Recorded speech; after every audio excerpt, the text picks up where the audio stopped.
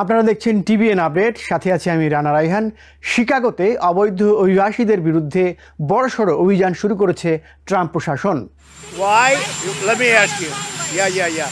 Really higher than Chicago? You're not.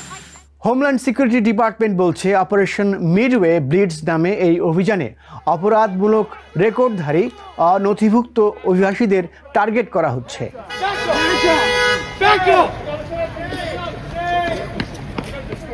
আইসের কর্মকর্তা ট্রিসিয়া McLaughlin বলেছেন, কোনো শহরই অপরাধী এবং অবৈধ অভিবাসীদের জন্য নিরাপদ আশ্রয় হতে পারে না।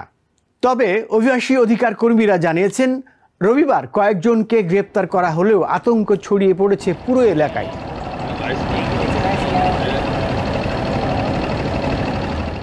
সিটি কাউন্সিল মেম্বার জেলু বি গুটিয়েরেস বলেছেন, তার ওয়ার্ডে অন্তত 3 জনকে আটক করা হয়েছে। এর মধ্যে একজন ফুল বিক্রেতা, রাস্তার ভেন্ডর আর একজন বাস স্টপে দাঁড়িয়েছিলেন।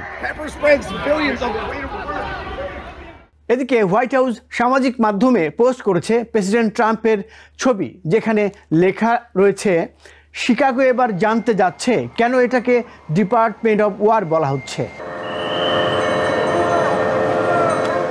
শিকাগো শহরে আনুমানিক 150,000 অনথিভুক্ত অভিবাসী বসবাস করেন, যা মোট জনসংখ্যার প্রায় 8%। অভিযানে অংশ নেওয়ার জন্য হোমল্যান্ড সিকিউরিটি ডিপার্টমেন্টের শত কর্মকর্তাকে শিকাগোর বাইরে নৌবাহিনীর একটি ঘাঁটি থেকে মোতায়েন করা হচ্ছে। ইলিনয়ের গভর্নর জেবি প্রিটজগার সতর্ক করেছেন, অভিযান শুধু অভিবাসন ইস্যুর মধ্যে সীমাবদ্ধ নেই, তিনি আদালতে লড়াই করবেন। শিকাগোর অভিবাসী মহল এখন আতঙ্কিত। গ্রেপ্তার সংখ্যা সীমিত হলেও ট্রাম্প প্রশাসনের ঘোষণা অভিবাসী পরিবারগুলোকে ঘরবন্দি করে ফেলেছে।